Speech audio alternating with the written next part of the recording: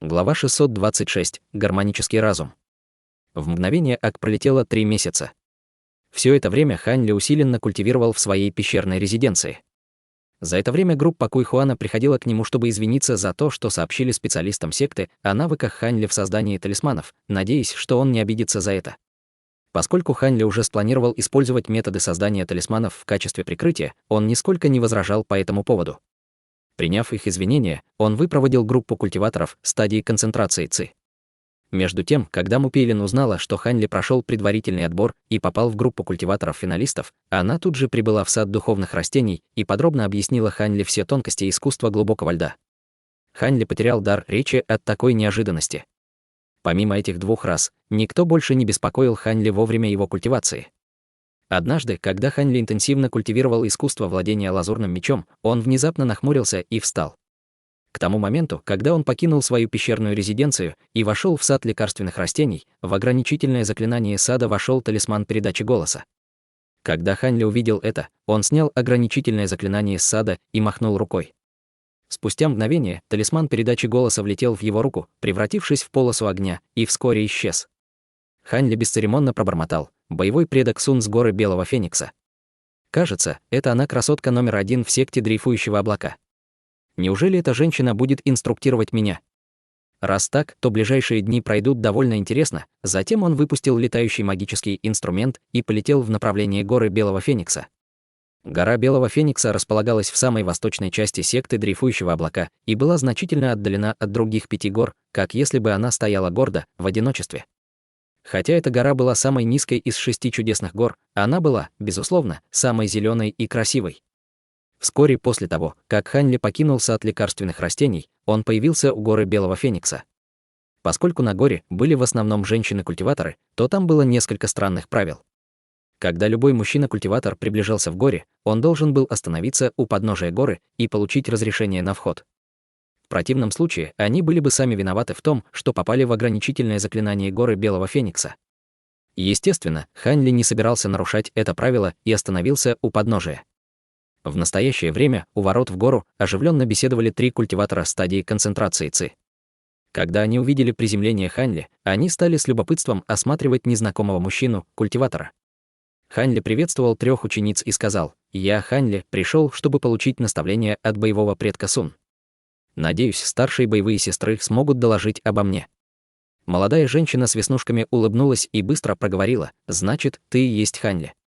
Боевой предок Сун уже уведомила нас о твоем скором прибытии, так что ты можешь сразу отправиться в павильон горы Белого Феникса на вершине горы. Боевой предок Сун ждет тебя там». Хань Ли поблагодарил их и тут же стал набирать высоту по направлению к вершине горы.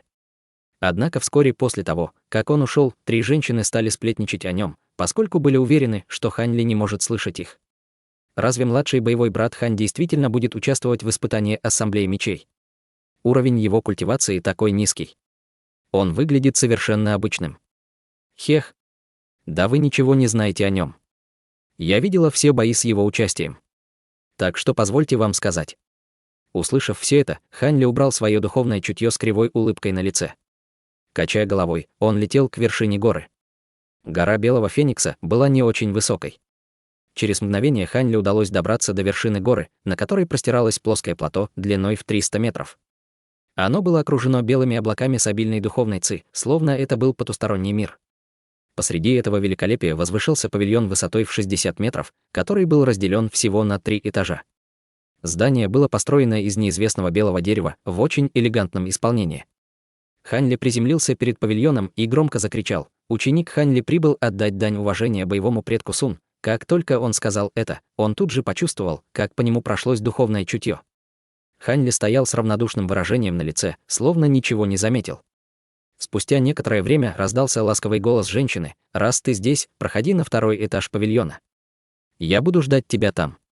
«Как скажете», — сказав это, Хань Ли осторожно открыл деревянные двери, не прилагая особых усилий. На 1-м этаже не было ничего, кроме ограничительного заклинания. Хань Ли не стал задерживаться здесь, а вместо этого сразу направился на 2-й этаж. На 2-м этаже тоже было довольно пусто. Там были только несколько нефритовых стеллажей с магическими инструментами, короткий маленький стол с несколькими стульями. На одном из стульев Хань Ли увидел женщину в синем. Она пристально вглядывалась в потертую нефритовую пластинку. Немного поколебавшись, Ханли хотел было заговорить с ней, но женщина подняла голову, являя ему свою невероятную красоту. На вид ей было лет 20, но она уже была культиватором на ранней стадии формирования ядра. «Ты Ханли?» — спокойно спросила женщина. «Да, боевой предок», — почтительно ответил Ханли. Она уставилась на Ханли своими яркими, ясными глазами и сказала: «Раз ты смог попасть сюда, значит, это судьба. Я буду старательно обучать тебя. Однако ты сможешь находиться в павильоне Белого Феникса всего 3 дня. То, чему ты научишься за это время, будет зависеть от тебя самого». Хотя уровень культивации этой женщины был невысоким, Ханли по какой-то причине почувствовал, что она могла видеть его насквозь. Это вызвало у него небольшое беспокойство. Учитывая мощное духовное чутье Ханли, ему было странно чувствовать это. Было очевидно, что она использовала какую-то божественную способность, чтобы считывать ум. Недолго думая, Ханли дал ей вежливый ответ, а затем втайне активировал свою технику великого развития в своем теле, защищая свои истинные мысли. В тот момент, когда Ханли насторожился, в глазах женщины в синем появилось странное выражение, которое затем сменилось усталостью. Женщина мягко сказала: «Для начала назови мне искусство культивации, которое ты используешь, а затем иди на первый этаж. Не возвращайся без моей команды. После того, как я получу представление о твоем искусстве, я смогу подробно объяснить тебе любую его тонкость. А теперь начинай, да. Я культивирую технику, которую мне дала боевая тетя Му, искусство глубокого льда». Это искусство культивации, Ханли начал рассказывать о нем со спокойным выражением на лице. Спустя промежуток времени, который бы потребовалось, чтобы выпить чая, Ханли закончил рассказывать о технике. Женщина кивнула головой и махнула рукой, указывая на то, чтобы он спустился вниз. Ханли поклонился и безмолвно спустился вниз по лестнице. Женщина в синем посмотрела на уходящую фигуру Ханли и безмолвно откинулась на стуле. Затем она достала талисман передачи звука и спокойно произнесла несколько слов. Он превратился в полосу огня и бесследно вылетел в окно. В центре главной горы, секты дрейфующего облака, где ранее встречались культиваторы формирования ядра, со спокойным выражением на лице стоял беловолосый старик. Его глаза засияли, когда в его направлении вспыхнула полоска огненного света. Старик безмолвно поднял руку, выпустил туман белого света, поймав огненный свет. Из талисмана передачи голоса раздался голос женщины в синем: «Ханли подходит, но у Дудуна в сердце есть злоба». С ледяным выражением старик холодно пробормотал: «ХМФ. Злоба в сердце». Я знал, что здесь что-то не так. У клана Ду были глубокие отношения с кланом Фу. Если он действительно потомок клана Ду, то должен был вступить в секту сотен возможностей, а не в нашу секту. Беловолосый старик подумал еще немного, а затем пробормотал в восхищении, однако гармонический ум младшей боевой сестры становится действительно ужасающим. Я сам не уверен, могу ли заблокировать его. Но 2 моих боевых дяди точно способны на это. 2 месяца спустя, в западной части горы Мечтательных облаков, в глубокой долине, окруженной горами, собралось несколько тысяч сотен учеников павильона. Они взволнованно разговаривали друг с другом, их галдёж висел в воздухе. Среди них было также много учеников, что с трепетными выражениями на лицах смотрели в небо.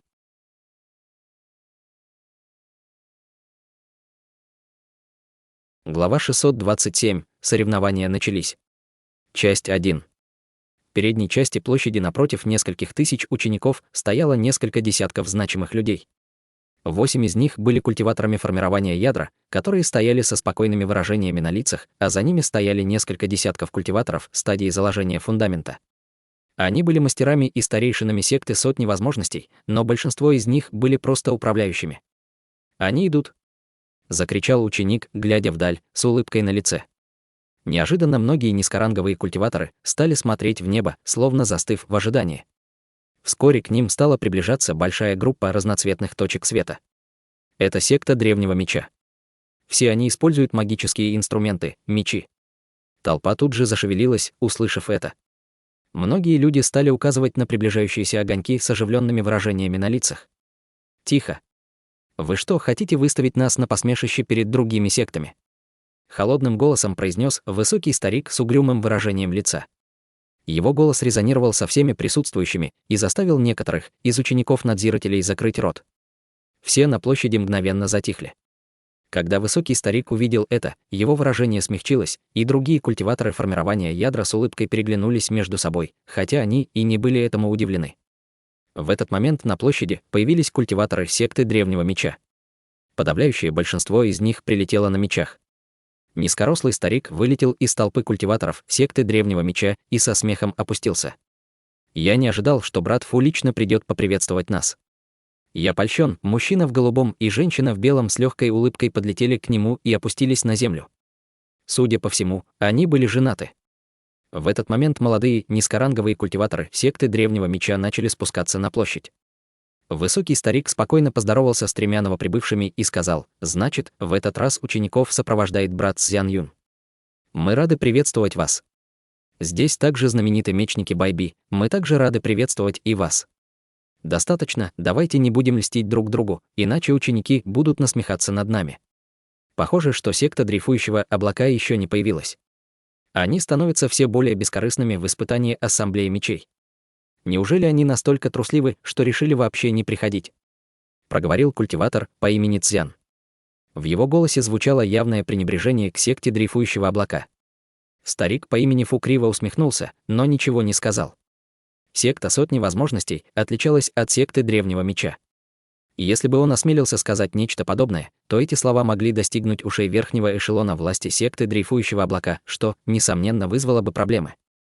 Но прежде чем старик Фу подумал о том, что ему ответить, как его прервал мужчина в темно-зеленом халате, который был позади него. Нет необходимости, чтобы господин Даос Цзян был так нетерпелив. Я слышал, что в этот раз фея Белого Феникса, Сун, сопровождает учеников секты дрейфующего облака. Такую красавицу редко встретишь среди наших 3 сект. Жаль, что она всегда скрывала себя. Теперь у нас, наконец, есть возможность взглянуть на нее. На лице Цзян Юня появилось взволнованное выражение, и он кивнул головой. Брат Ши сказал о фее Белого Феникса. Ходят слухи, что эта женщина обладает несравненной красотой. Если она действительно сама лично взялась сопроводить учеников, то я готов подождать. Когда культиваторы секты Древнего Меча услышали это, у них на лице появилось удивленное выражение. Я слышал, что фея Белого Феникса обладает небесными духовными корнями, и что она смогла с легкостью войти в стадию формирования ядра менее чем за 100 лет. Ее вполне можно назвать гениальным культиватором, который встречается раз в 1000 лет.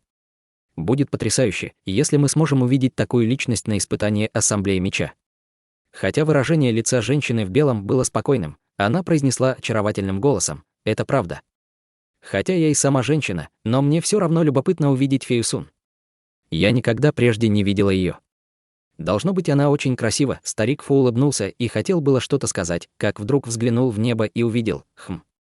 Кажется, члены секты дрейфующего облака прибыли. Когда другие услышали это, они посмотрели вверх и увидели, что огромная черная точка постепенно приближается к ним с востока. Это выражение на лице Цзян Юня дрогнуло. Казалось, что он знал, что это. Вскоре стало возможным разглядеть то, что было в небе. Это была огромная птица, которая приближалась к ним с невероятной скоростью. У нее на спине стояли культиваторы. Узнав огромную птицу, Цзян Юнь с горечью проговорил: кажется, секта дрейфующего облака решила нам продемонстрировать мутированного лазурного ястреба. Да, размер его впечатляет, однако это демонический зверь всего лишь 5-го ранга. Старик Фу и другие из секты Сотен Возможностей притворились, что не услышали его.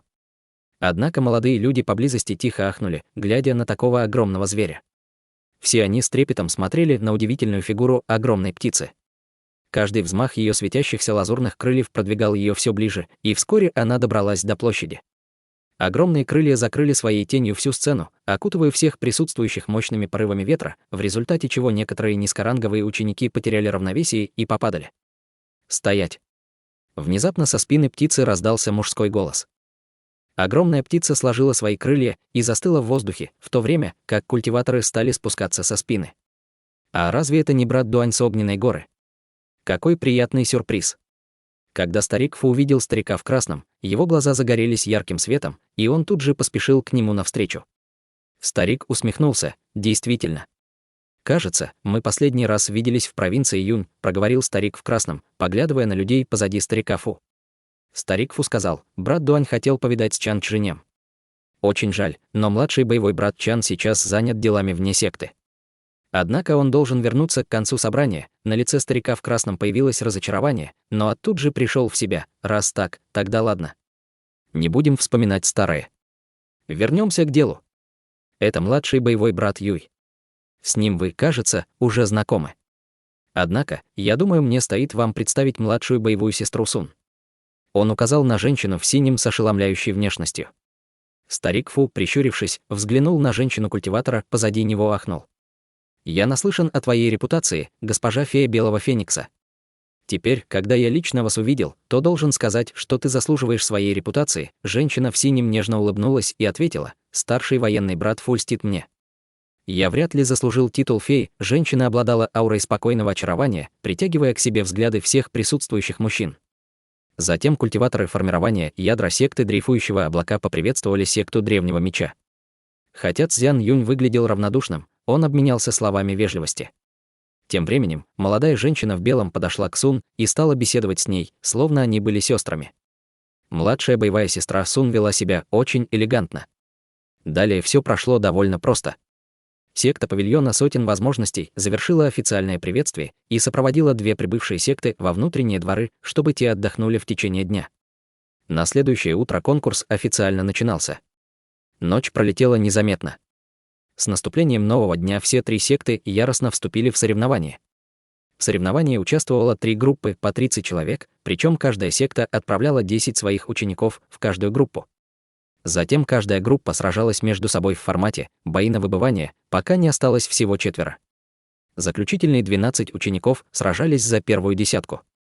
Поскольку соперников было не так много, необходимости проводить бои одновременно не было.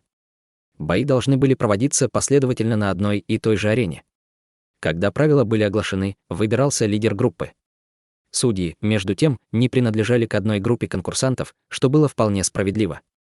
Ученики секты павильона сотен возможностей плотно окружили арену. В центре арены стоял лысый мужчина, который медленно объявил: первый бой между Хань Ли из секты дрейфующего облака и Янь Феном из секты Древнего Меча. После объявления конкурсантов, они вышли из своих групп на арену. Сразу после этого зрители стали перешептываться между собой. Что? Один из них — культиватор стадии концентрации ЦИ, а другой — стадии заложения фундамента. Разница в их уровне культивации слишком велика. Культиватор из секты Древнего Меча взглянул на своего противника со странным выражением. Вскоре после этого на его лице появилось презрение. Определенно, он решил, что победить такого противника ему не составит труда. Между тем его противник, юноша с обычной внешностью, нахмурился, словно чувствовал недоумение и беспокойство. Конечно, культиваторы формирования ядра были отделены от остальных учеников. Они плавали в пустом пространстве над световым барьером и неторопливо болтали. «Брат Дуань, неужели секта дрейфующего облака решила не сражаться на испытании Ассамблеи Мечей? Как ученик на 11 уровне стадии концентрации ЦИ мог пройти предварительный отбор? Неужели вы взяли его только за тем, чтобы добрать нужное число участников?» Рассмеялся Цзян Юнь, увидев ученика секты дрейфующего облака. Старик в красном спокойно ответил: «А на 11 уровне стадии концентрации ЦИ?» «Неплохо. Я помню, что он был только на 10 уровне, когда одержал победу в предварительном отборе. Он очень быстро прогрессирует». Цзян Юнь, казалось, не поверил его словам и спросил: «Что?» Он прошел предварительный отбор на 10 уровне. «Да ты шутишь?» На этот раз старик в красном ответил молчаливой улыбкой. Когда Цзян Юнь увидел это, он тут же насторожился, но ничего не сказал. Вместо этого он стал наблюдать за боем. «Начинайте!» — крикнул лысый культиватор. Как только услышал это юноша из секты Древнего Меча, он тут же достал свой красно-синий меч из ножен на спине. Они зависли над ним, а из его рук стал испускаться зеленый свет. Он устанавливал вокруг себя зеленый световой барьер. Затем юноша быстро сделал жест руками, намереваясь атаковать противника своими летающими мечи. Но прежде чем он смог сделать это, он внезапно заметил, что к нему летело 60 огненных шаров, и юноша невольно закричал от испуга, а его лицо побледнело. Однако он уже прошел много битв и тут же восстановил самообладание. Он отказался от использования своих летающих мечей для атаки и тут же упал на землю, окутав себя легким барьером. В тот же момент он почувствовал, как его тело покрылось холодным потом. Ярость завладела им, когда волна огненных шаров пронеслась у него над головой. Желая выпендриться перед Хань Ли ради мести, он собирался вскочить, как вдруг черная нога размылась перед ним и наступила ему на голову. Внезапно у него в глазах потемнело.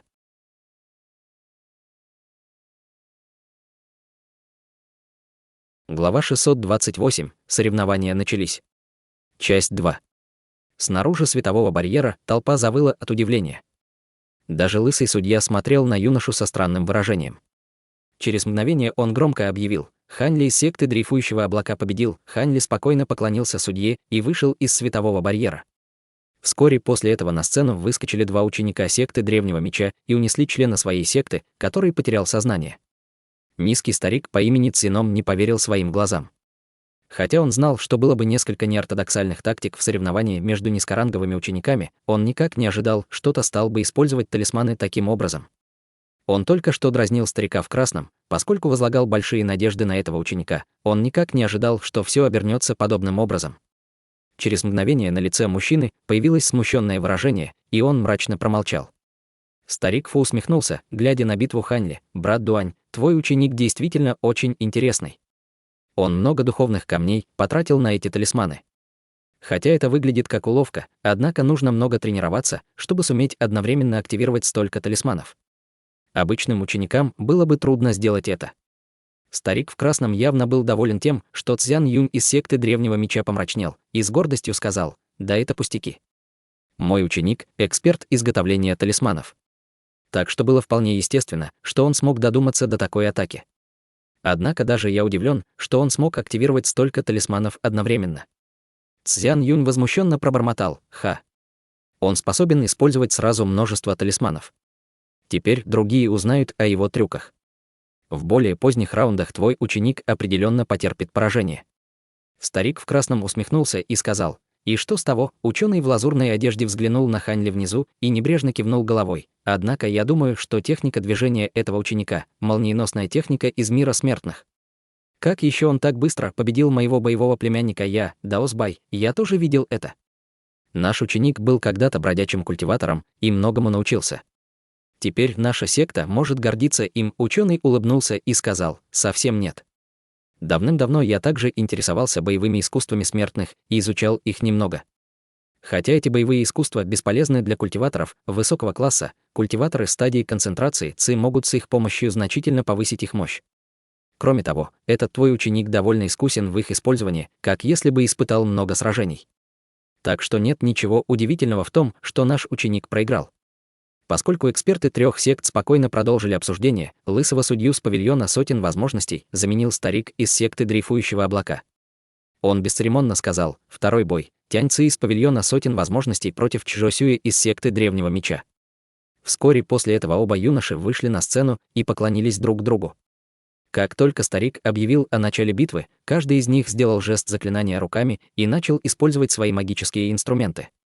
Старики из трех сект тут же забыли о предыдущем бое и стали пристально наблюдать за новым. Возможно, из-за того, что Хань Ли победил противника слишком быстро, темп второго боя, размеренный и осторожный, вызвал скуку у зрителей. В конце концов, ученик секты Древнего Меча сломал оборону противника своим магическим инструментом — мечом. Каждый бой продолжался последовательно, и через 2 дня был завершён первый раунд соревнований. Сила культиваторов секты Древнего Меча была такой, как и говорили слухи. Помимо Хань Ли и некоторых других, в большинстве раундов побеждали ученики секты Древнего Меча. Это очень радовало Цзян Юня, в результате чего мрачное выражение на лице заменилось широкой усмешкой. Конечно, культиваторы павильона сотен возможностей и секты дрейфующего облака ожидали такого результата. Хотя это несколько настораживало их, они не подавали виду. Они вели себя так, как будто считали себя победителями. Во время второго раунда соревнований противником Хань Ли была женщина из павильона сотен возможностей на стадии концентрации ЦИ с довольно миловидной внешностью. Как только она узнала, что ее противник Хань Ли, она тут же поднялась в воздух на своем магическом инструменте, как только начался бой. Очевидно, она считала, что таким образом сможет уклониться от атаки талисманов Хань Ли, а также будет защищена от его техники движения. Глядя на это, Хань Ли вздохнул и без единого слова выбросил стопку талисманов огненного шара.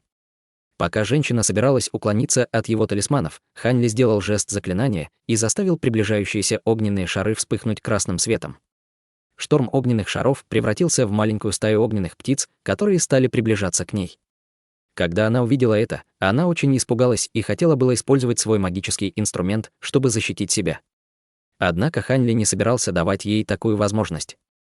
Он что-то пробормотал и отдал огненным птицам приказ своим духовным чутьем. Затем стая огненных птиц окружила женщину и стала атаковать ее со всех сторон. Хотя женщине удалось окутать себя световым барьером водного элемента с помощью талисмана, она не смогла выдержать такую ожесточенную атаку. Через несколько мгновений барьер разрушился. Женщине ничего не оставалось, кроме как признать свое поражение. После этой битвы ученики двух других сект были удивлены, поскольку ранее считали, что Хань Ли просто злоупотреблял своим обилием талисманов, не обладая какими-либо навыками. Тем не менее, некоторые культиваторы заложения фундамента, обладавшие мощными магическими инструментами, презирали критические действия Хань Ли. Но в центре гор мечтательных облаков была мрачная, пустынная долина. Эта долина уже давно покрыта волнами туманов инь в течение многих лет. Там было темно до такой степени, что ничего не было видно дальше вытянутой руки. Кроме того, в этом тумане жили всевозможные ядовитые змеи и насекомые. Однако долина была небольшой, что позволяло культиваторам обходить ее стороной. Но однажды в долине начался дождь, более плотным, чем обычно, и сам туман пришел в движение. В мгновение по вспышке белого света внезапно появились две фигуры рядом с таинственными камнями в руках. Один человек был одет в серую одежду, а на лице у него было яростное выражение. Другой был ученый в лазурной мантии и нефритовым поясом. Хотя помимо этих двоих там никого не было, однако вдруг раздался хриплый мужской голос. Да это же брат Бай из секты Древнего Меча и господин Даос Юй из секты Дрейфующего Облака. Неужели испытание Ассамблеи Мечей уже закончилось, брат Юй сегодня дежурит?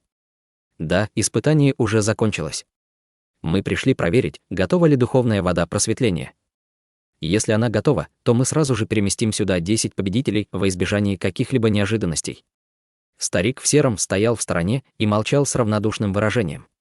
Голос предыдущего человека говорил с возражением что-то неожиданное. Это место постоянно охраняется 3 культиваторами формирования ядра. Что могут сделать низкоранговые культиваторы?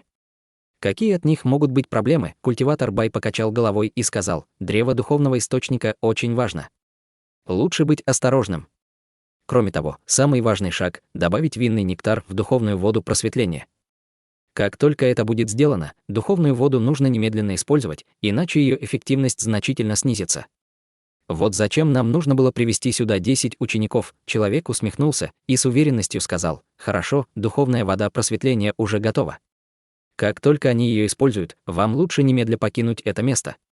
Поскольку эта область покрыта мощными ограничениями, даже если вы телепортируете их сюда, они не узнают, где это место. Культиватор Бай кивнул и сказал: это к лучшему. Брат Юй, пока оставайся здесь, а я расскажу все остальным и приведу сюда учеников. Человеческий голос вдруг что-то подумал и спросил: ах, да, я полагаю, победитель испытания Ассамблеи Мечей из секты Древнего Меча. Ученый в лазурной одежде улыбнулся и сказал: боюсь, я не разочарую вас. Победителем этого испытания стал ученик нашей секты Древнего Меча, боевой племянник Мэнди. В голосе мужчины послышалось удовлетворение. Неудивительно, ведь культиваторы заложения фундамента секты Древнего Меча сильнее наших. Однако, когда человек достигает стадии формирования ядра, трудно сказать, кто слабее или сильнее. Если есть возможность, возьмите с собой старшего боевого брата Сана. Я бы хотел кое-что обсудить с ним. Ученый немного помолчал и добавил: кажется, брат Юэ до сих пор размышляет о своем поражении старшему боевому брату Сану. Однако, боюсь, я должен разочаровать брата Юэ. Старший боевой брат Сан уже приступил к уединенной культивации, пытаясь прорваться на позднюю стадию формирования ядра.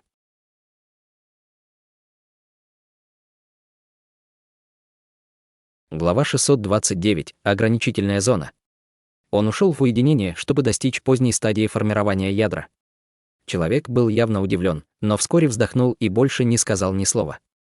Культиватор секты Древнего Меча Бай молча поднял руку и ударил по куче камней рядом с собой полоской белого света.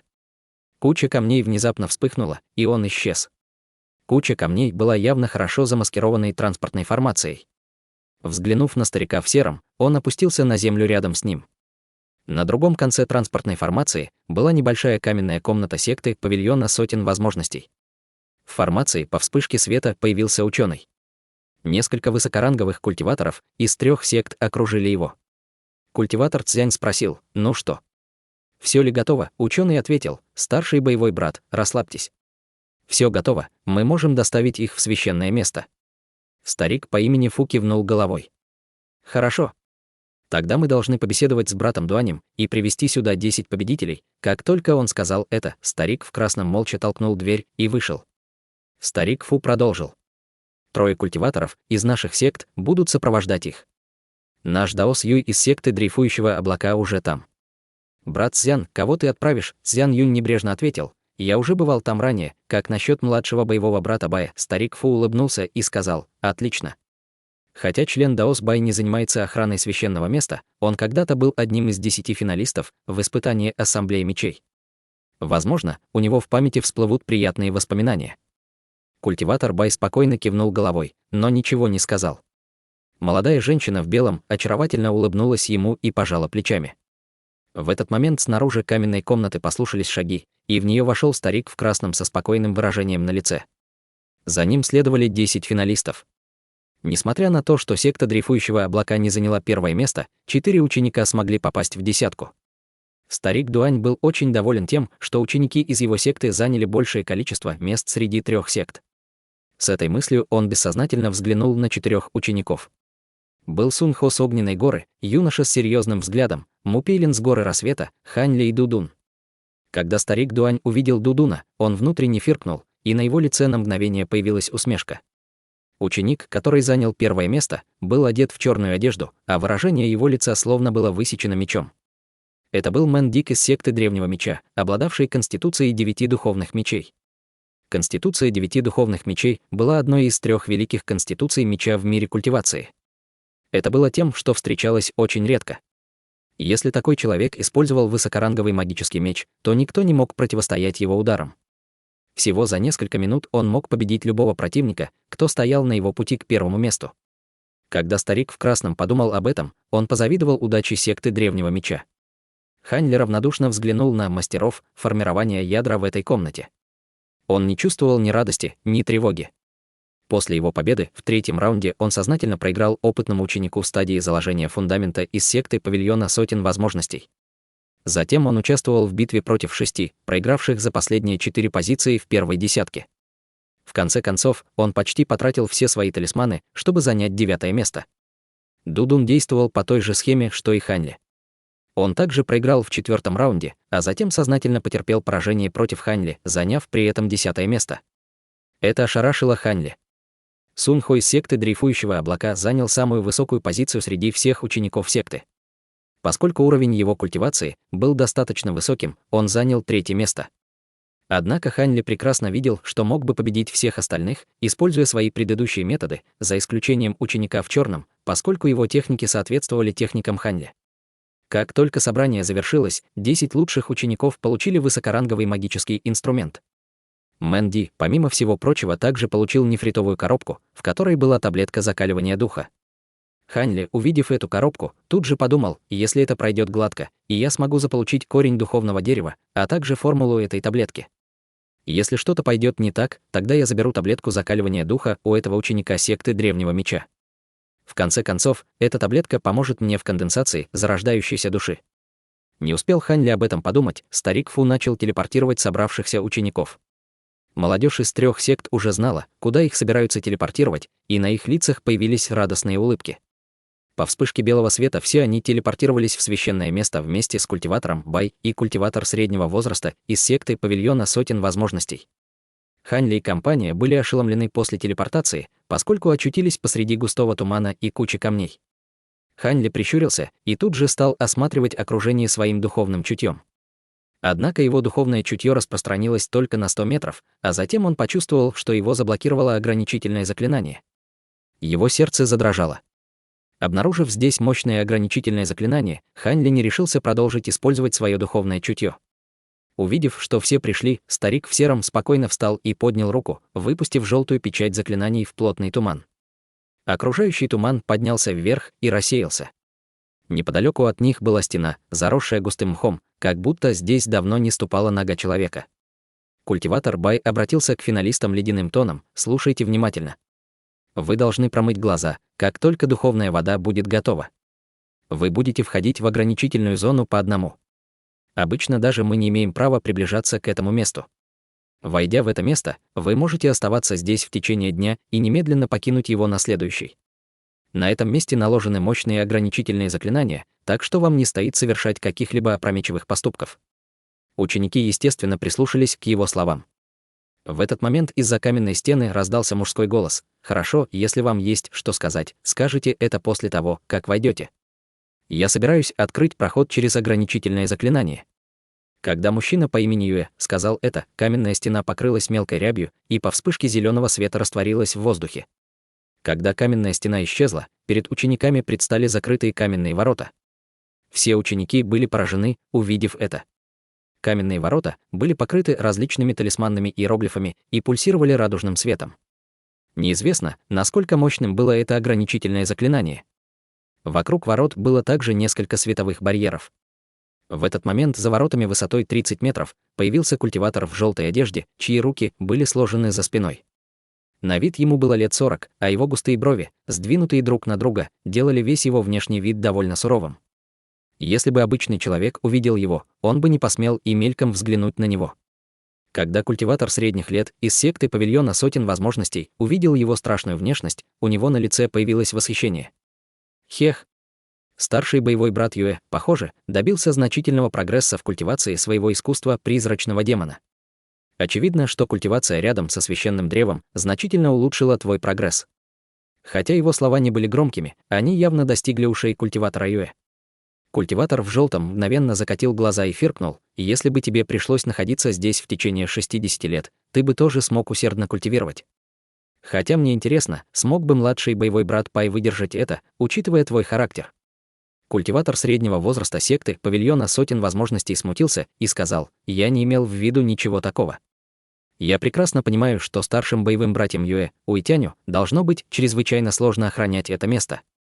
Я просто хватит. Эти ограничения — это то, что установили наши боевые предки стадии зарождающейся души. Все, что я могу, это открыть их на короткий промежуток времени. Поторопитесь». Затем культиватор в желтом хлопнул ладонями, в результате чего перед ним появился желтый медальон. Он тут же начал произносить заклинание с торжественным выражением на лице. Командный медальон внезапно засветился желтым светом и стал излучать яркое свечение, мгновенно смывая световые барьеры и открывая проход длиной в 10 метров. «Быстрее, заходите внутрь», — проговорил ученый, как только увидел открывшийся проход. Он влетел внутрь первым, превратившись в полоску белого света. Другие два культиватора формирования ядра сказали то же самое и метнулись вперед. Когда Хань Ли и компания увидели это, они поспешно последовали за ними на своих магических инструментах.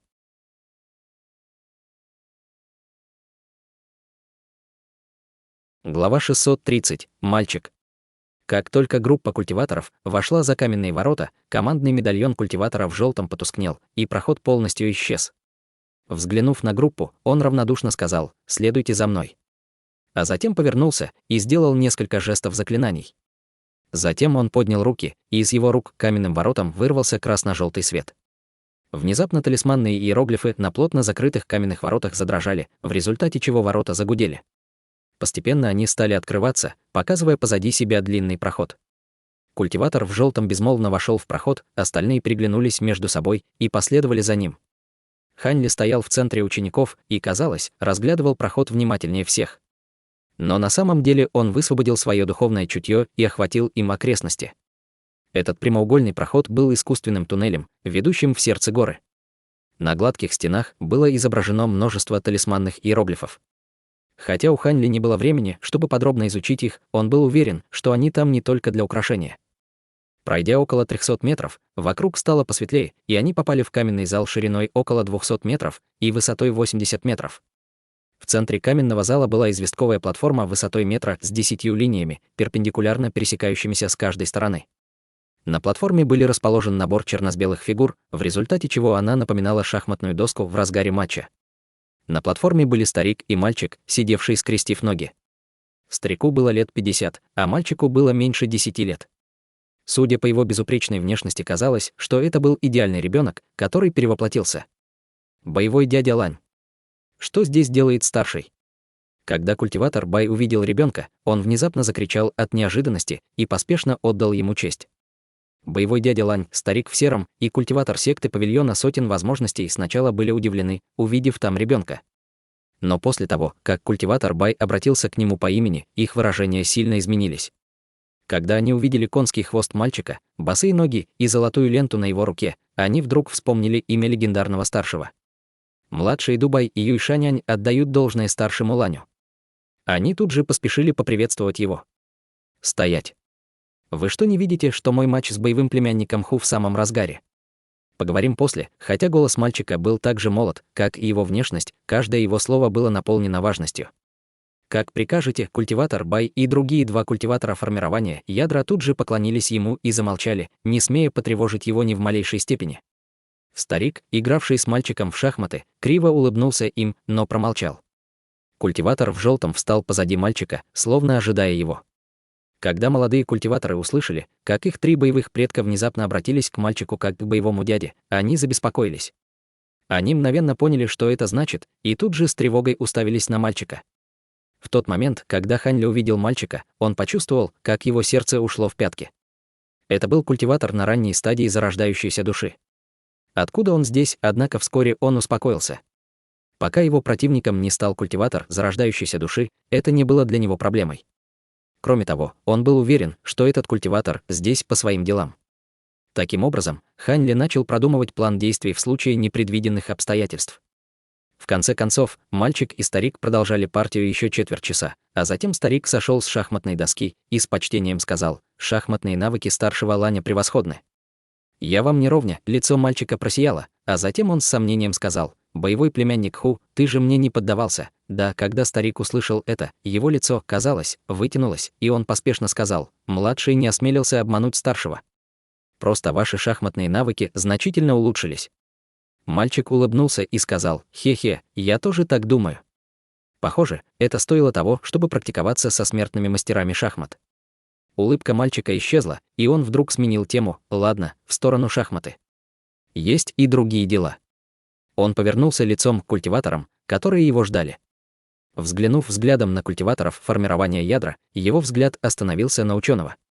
Мальчик неторопливо спросил: «Боевой племянник Бай, сколько лет прошло с тех пор, как ты вошел в секту древнего меча?» Лицо культиватора Бай обнаружило легкое недоумение, но он искренне ответил: «Я вошел в секту более 100 лет назад». Странное выражение мелькнуло в глазах мальчика, и он вздохнул: 100 лет. «Кажется, для тебя это довольно сложно». Выражение ученого изменилось, он заставил себя улыбнуться. «Боевой дядя, что вы имеете в виду?» Мальчик уставился на ученого, сказал ледяным тоном: «Что я имею в виду?» Будучи преемником мастера секты, ошеломляющего павильона праведного Да, он поддерживал тебя в секте древнего меча. Неужели ты не собирался навестить своего мастера? Когда культиватор Бай услышал мальчика, он тут же побледнел. Два других культиватора формирования ядра были в шоке, услышав это. В этот момент они невольно отошли на несколько шагов от культиватора Бая. «Господин Даос Бай, старший Лань говорит правду?» — спросил культиватор среднего возраста. Лицо культиватора Бая то краснело, то бледнело. Казалось, он был не способен прояснить ситуацию. Поскольку боевой дядя уже все выяснил, нет смысла отрицать это. «Однако я не позволю вам захватить меня», — сказав это, он тут же метнулся в сторону учеников позади него. Он схватился за культиватора в черном, Мэн Ди, который обладал конституцией 9 духовных мечей. «Что ты делаешь?» Яростно закричали два культиватора формирования ядра. Их тела засверкали ярким светом, и они метнулись, чтобы спасти Мэн Ди, но было уже слишком поздно. Тем не менее, Мэн Ди смог отреагировать. Он тут же поднял руку и выпустил плотный поток ци своим мечом. К сожалению, разница в уровне их культивации была слишком большой. Поток меча ци не смог повредить культиватору Баю ни в малейшей степени и мгновенно рассеялся.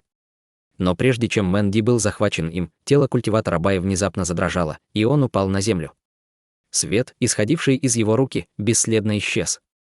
Мэн Ди был ошеломлен увиденным. Мальчик бесцеремонно потер рука об руку и фыркнул: «Да, великая кисть ци твоей секты была завершена. Но не забывай, что я пришел сюда не только играть в шахматы». Помимо Хань Ли, никто в комнате не заметил, как мальчик удерживал ученого. Хань Ли прищурился, наблюдая, как ученый упал на пол, а затем взглянул на мальчика с странным выражением в глазах. В тот же момент культиватор Бай принял меры, и Хань Ли был поражен, обнаружив, что из мальчика внезапно выстрелила красная нить.